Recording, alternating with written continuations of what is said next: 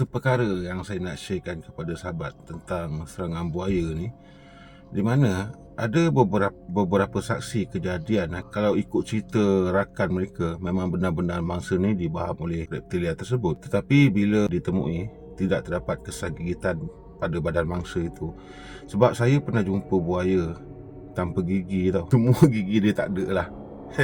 Jadi disebabkan itulah di antara mangsa ni, walaupun memang sah dan terang-terang mangsa dibaham oleh buaya kalau menurut saksi, tetapi ketika mangsa ditemui dan dibawa ke hospital untuk pemeriksaan pada anggota badan mayat mangsa itu, tidak terdapat satu pun kesan gigitan pada badan mangsa tersebut. Di situ ada sedikit kejanggalan, ada sedikit keanehan, tetapi disebabkan tiada luka pada badan mangsa itu, dan akhirnya mangsa dikatakan bukan dibaham oleh reptilia tersebut. Walaupun saksi telah melihat dan berada di tempat kejadian, dan mangsa memang terang-terang dibaham oleh buaya. Kenapa tiada kesan luka pada badan mangsa itu? Boleh jadi buaya tu tak ada gigi tau. Jadi kalau kita jumpa mangsa ni dalam keadaan yang selamat, sempurna dia punya mayat mangsa tersebut, maknanya buaya itu menyimpan mangsa itu terlebih dahulu, kemudian baru dia akan makan mangsa dia. Dan untuk pengetahuan sahabat-sahabat juga, buaya adalah salah satu reptilia yang menyimpan mangsa dia. Sebab itulah kalau operasi SAR dijalankan, kita jumpa mayat mangsa tu dia tak makan habis. Kadang-kadang dia makan di sebelah, contoh tangan kanan, kemudian dia makan kaki di sebelah kiri, dan saya dengar sendiri di mana mangsa ditemui, anggota badan ni masih ada lagi lah. Dan kadang-kadang itu hanya kepala saja yang ditemui. Selain daripada itu juga, mangsa ni sebenarnya dia bukannya batu, maksudnya kita baling batu tenggelam terus. Mangsa ni kebanyakannya pandai berenang sebenarnya. Selain daripada itu, sungai di kawasan tersebut juga tidaklah berapa deras sebenarnya. Dan orang ni kalau setakat sungai borak surut, rasanya boleh berenang lagi. Tetapi ada sedikit keanehan di situ, bagaimana mangsa ni boleh tenggelam terus. Sebab buaya boleh membaham mangsa. Cara kerja dia membunuh mangsa dia adalah dengan melemaskan mangsa dia. Buaya walaupun tiada gigi, kekuatan gigitan dia masih tak berubah. Dan untuk buaya air masin, kekuatan gigitan dia adalah 3,700 PSI. Sementara itu untuk buaya Nile yang terdapat di sungai Burundi di Afrika, kekuatan gigitan mereka 5,000 PSI lah. Itu kekuatan untuk buaya Nile. Untuk buaya air masin 3,700 PSI. Itu kekuatan dia masih tak berubah walaupun dia tiada gigi. Pas dia membaham mangsa dia, lebih-lebih lagi buaya yang tak ada gigi lah, dia akan simpan sampai mayat tersebut mereput. Dia dah lembut sikit, kiranya macam dia masak lah. Dia masak dulu bagi lembut. Selepas itu dia sabar, dia takkan makan hari tu. Dia tahu dia gigi tak ada.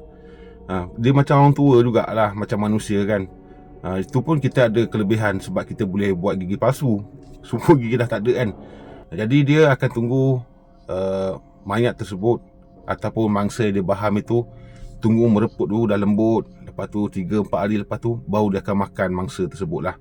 Dan untuk pengetahuan sahabat juga, buaya adalah salah satu haiwan yang menyimpan mangsa dia terlebih dahulu. Jangankan manusia, dia termasuk jugalah mangsa-mangsa dia yang lain, dia akan simpan mangsa dia terlebih dahulu. Jadi kenapa mereka menyerang manusia ni, lebih-lebih lagi buaya yang tak cukup sifat, misalnya tak ada gigi kan.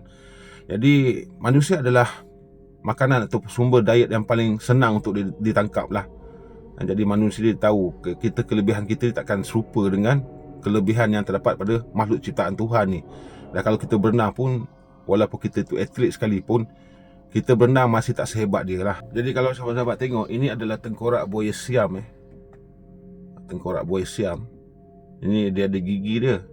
So bayangkan tengkorak ni dia tak ada gigi. Jadi kuasa gigitan ni masih tak berubah lagi. Tetap juga kalau buaya air masin tadi, seperti mana saya cakap tadi, kekuatan dia 3,700 PSI. So untuk buaya Afrika 5,000 PSI.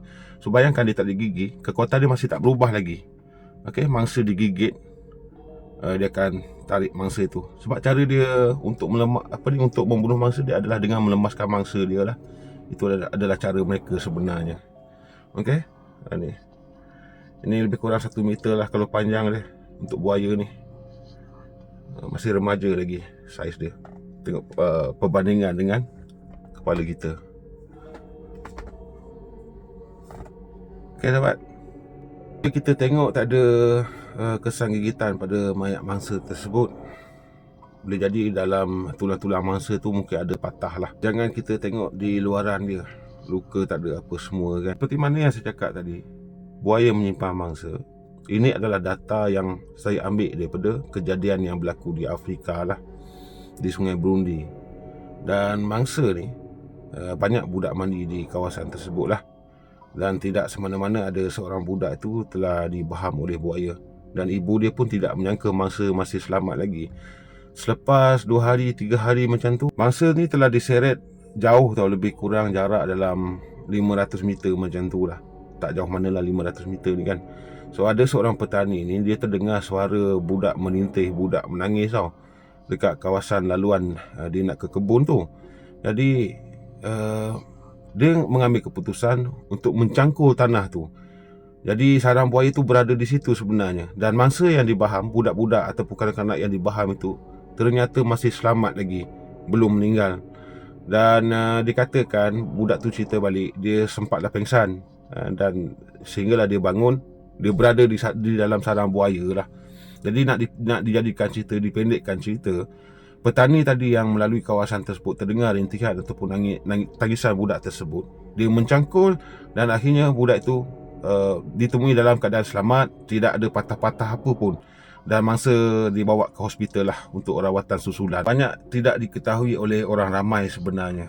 Dan jangan pelik tau, bila mangsa berada di kawasan tersebut, malahan saksi ataupun kawan mereka melihat mangsa memang betul-betul diserang oleh buaya. Tapi kebanyakannya kes-kes kejadian yang berlaku ni, mangsa ditemui dalam dah meninggal lah. Itu yang sedihnya kan. Jadi ini saksi yang bercerita sebenarnya. Tetapi laporan apa yang kita baca di akhbar online ini ataupun di media sosial, medsos ataupun sosmed lah kan, banyak panggilan. Report dia mengatakan mangsa dikatakan lemas, bukan diserang oleh buaya. Tetapi ini saksi mata yang berada di tempat kejadian lah yang bercerita dan melihat, memang mereka melihat sendiri mangsa diserang oleh buaya. Dan kenapa tak ada luka? Seperti mana yang saya cakap tadi, buaya tu dia tak ada gigi. Disebabkan itulah tiada kesan luka pada badan mangsa tersebut. Okey sahabat, itu yang saya nak luahkan sebenarnya. Dan banyak yang tidak diceritakan sebenarnya. Walaupun cerita itu memang sasah saksi mata yang melihat mangsa memang diserang oleh buaya, tetapi di sebaliknya, behind the scene, dia dah jadi cerita lain. Tajuk cerita pun dah lain sebenarnya. Uraikan secara detail, benda ni dah berlaku pun sebenarnya. Dan kita tak nak mengguris hati keluarga mangsa sebenarnya. Dan adalah komen saya baca di video-video lama saya tadi, saya baca masih lagi orang percaya dengan pawang-pawang, bomoh diraja dan sebagainya. Isu tentang kenapa buaya di sungai ini tidak menyerang orang. Nanti jadi macam Teluk Intan, selama 48 tahun tidak pernah terjadi serangan buaya, dan akhirnya terjadi juga serangan buaya yang kita tak expect pun benda macam tu kan. Dan kita tak minta pun.